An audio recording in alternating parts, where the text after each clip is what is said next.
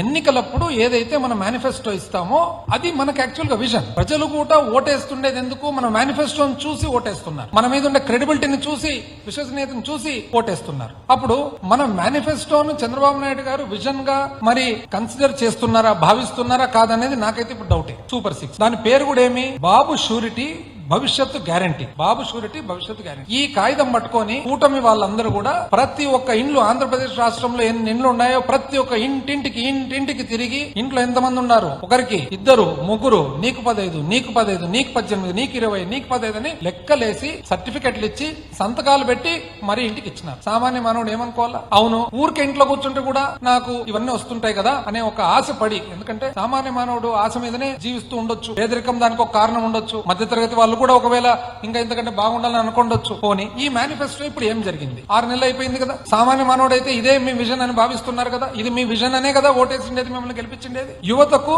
యువగలం, యువతకు 20 లక్షల ఉపాధి అవకాశాలు లేదా నెలకు 3,000 రూపాయలు నిరుద్యోగ భృతి వచ్చిందండి 6 నెలలుగా ఆంధ్ర రాష్ట్రంలో ఎవరికన్నా ఒక్కరికన్నా. దీపం, ప్రతి ఇంటికి 3 గ్యాస్ సిలిండర్లు. ఈ మధ్యలో పావు దీపం అంటే 1 సిలిండర్ ఇచ్చినారు ఈ సంవత్సరానికి. దాన్ని అర్ధ దీపం అనల్లా, పావు దీపం అనల్లా, ఏం దీపం అనల్లా. మళ్ళీ కూటమిలో ఏమంటున్నారంటే వాళ్ళ మెంబర్స్, ఒక మెంబర్ వచ్చేసి ఏదే గానీ తేడా వచ్చిందంటే తాట తీసేస్తా అంటారు మెంబర్. మళ్ళీ ఇది ఎక్కడ ఉంది?